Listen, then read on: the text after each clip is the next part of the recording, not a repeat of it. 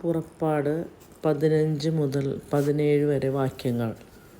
മോശ പറഞ്ഞു, അങ്ങ് ഞങ്ങളുടെ കൂടെ വരികയില്ലെങ്കിൽ ഞങ്ങളെ ഇവിടെ നിന്ന് പറഞ്ഞയക്കരുത്. അങ്ങ് പോരുന്നില്ലെങ്കിൽ അങ്ങ് എന്നിലും അങ്ങയുടെ ജനത്തിലും സംപ്രീതനാണെന്ന് എങ്ങനെ വെളിപ്പെടും? അങ്ങ് ഞങ്ങളോടൊത്ത് യാത്ര ചെയ്യുമെങ്കിൽ ഞാനും അങ്ങയുടെ ജനവും ഭൂമുഖത്തുള്ള എല്ലാ ജനതകളിൽ നിന്നും വ്യത്യസ്തരായിരിക്കും. കർത്താവ് മോശയോട് പറഞ്ഞു, നീ ആവശ്യപ്പെട്ട ഈ കാര്യവും ഞാൻ ചെയ്യും. എന്തെന്നാൽ നീ എൻ്റെ പ്രീതി നേടിയിരിക്കുന്നു. നിന്നെ എനിക്ക് നന്നായി അറിയാം. വിശുദ്ധ മാർക്കോസ് എഴുതിയ സുവിശേഷം അധ്യായം 13. ദേവാലയത്തിൻ്റെ നാശത്തെക്കുറിച്ച് പ്രവചനം. യേശു ദേവാലയത്തിൽ നിന്ന് പുറത്തു വന്നപ്പോൾ ശിഷ്യന്മാരിൽ ഒരുവൻ പറഞ്ഞു, ഗുരു, നോക്കൂ, എത്ര വലിയ കല്ലുകൾ, എത്ര വിസ്മയകരമായ സൗധങ്ങൾ.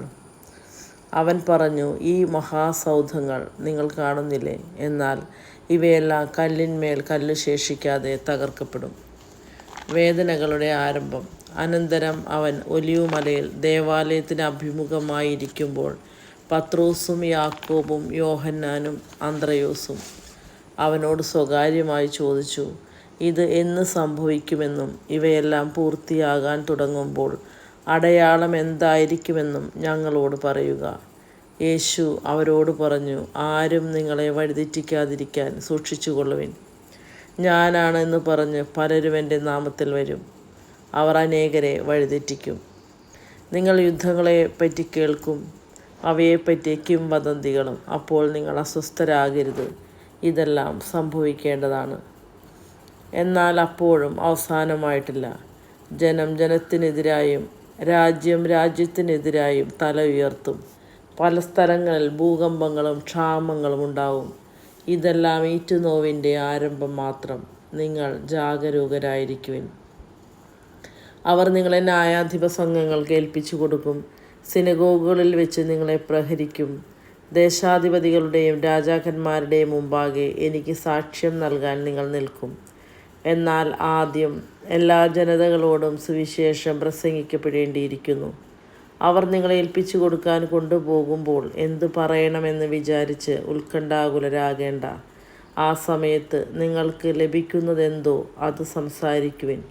നിങ്ങളല്ല, പരിശുദ്ധാത്മാവായിരിക്കും സംസാരിക്കുക. സഹോദരൻ സഹോദരനെയും പിതാവ് പുത്രനെയും മരണത്തിന് ഏൽപ്പിച്ചു കൊടുക്കും. മക്കൾ മാതാപിതാക്കന്മാരെ എതിർക്കുകയും അവരെ വധിക്കുകയും ചെയ്യും. എൻ്റെ നാമത്തെ പ്രതി നിങ്ങളെ എല്ലാവരും ദേഷിക്കും. അവസാനം വരെ സഹിച്ചു നിൽക്കുന്നവൻ രക്ഷ പ്രാപിക്കും. ഭീകര ദുരിതങ്ങളുടെ കാലം. വിനാശത്തിൻ്റെ അശുദ്ധ ലക്ഷണം നിൽക്കരുതാത്തടുത്ത് നിൽക്കുന്നത് നിങ്ങൾ കാണുമ്പോൾ വായിക്കുന്നവൻ ഗ്രഹിച്ചു കൊള്ളട്ടെ. യൂദയായിലുള്ളവർ പർവ്വതങ്ങളിലേക്ക് പലായനം ചെയ്യട്ടെ. പുരമുകളിലായിരിക്കുന്നവൻ താഴെ ഇറങ്ങുകയോ വീട്ടിൽ നിന്ന് എന്തെങ്കിലും എടുക്കാൻ അകത്ത് പ്രവേശിക്കുകയോ അരുത്.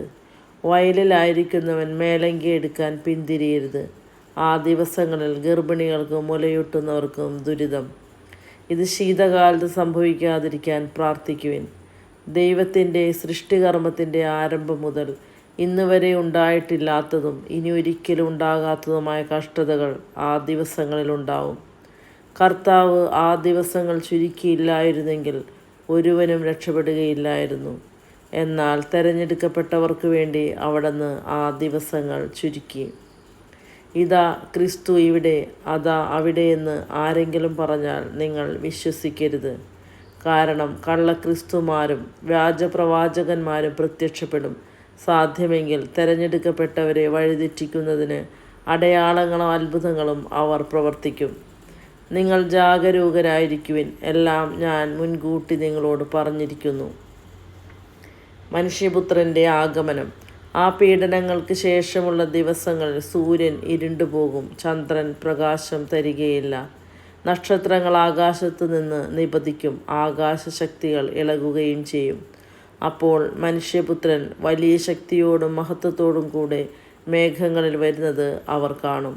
അപ്പോൾ അവൻ ദൂതന്മാരെ അയക്കും.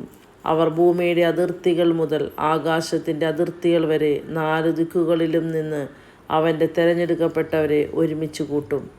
അത്തിമരത്തിൽ നിന്ന് പഠിക്കുവിൻ. അതിൻ്റെ കൊമ്പുകൾ ഇളതായി തളിർക്കുമ്പോൾ വേനൽക്കാലം അടുത്തിരിക്കുന്നുവെന്ന് നിങ്ങൾക്കറിയാം. അതുപോലെ ഇക്കാര്യങ്ങൾ സംഭവിക്കുന്നത് കാണുമ്പോൾ അവൻ സമീപത്ത് വാതിൽക്കലെത്തിയിരിക്കുന്നുവെന്ന് ഗ്രഹിച്ചുകൊള്ളുക. ഞാൻ സത്യമായി നിങ്ങളോട് പറയുന്നു, ഇവയെല്ലാം സംഭവിക്കുന്നതുവരെ ഈ തലമുറ കടന്നു പോവുകയില്ല. ആകാശവും ഭൂമിയും കടന്നു പോകും, എന്നാൽ എൻ്റെ വചനങ്ങൾ കടന്നു പോവുകയില്ല. സദാ ജാഗരൂകരായിരിക്കുവിൻ. എന്നാൽ ആ ദിവസത്തെക്കുറിച്ചോ ആ മണിക്കൂറിനെക്കുറിച്ചോ പിതാവിനല്ലാതെ മറ്റാർക്കും, സ്വർഗത്തിലുള്ള ദൂതന്മാർക്കോ പുത്രന് പോലുമോ അറിഞ്ഞുകൂടാ. ശ്രദ്ധാപൂർവം ഉണർന്നിരിക്കുവിൻ. സമയം എപ്പോഴാണെന്ന് നിങ്ങൾക്കറിവില്ലല്ലോ. വീട് വിട്ട് ദൂരേക്ക് പോകുന്ന ഒരുവൻ സേവകർക്ക് അവരവരുടെ ചുമതലയും കാവൽക്കാരനെ ഉണർന്നിരിക്കാനുള്ള കൽപ്പനയും നൽകുന്നത് പോലെയാണ് അത്. ആകയാൽ ജാഗരൂകരായിരിക്കുവിൻ. എന്തെന്നാൽ ഗൃഹനാഥൻ എപ്പോൾ വരുമെന്ന്, സന്ധ്യയ്ക്കോ അർദ്ധരാത്രിക്കോ, കോഴി കൂവുമ്പോഴോ രാവിലെയോ എന്ന് നിങ്ങൾക്കറിഞ്ഞുകൂടാ. അവൻ പെട്ടെന്ന് കയറി വരുമ്പോൾ നിങ്ങളെ നിദ്രാധീനരായി കാണരുതല്ലോ. ഞാൻ നിങ്ങളോട് പറയുന്നത് എല്ലാവരോടുമായിട്ടാണ് പറയുന്നത്, ജാഗരൂകരായിരിക്കുവിൻ.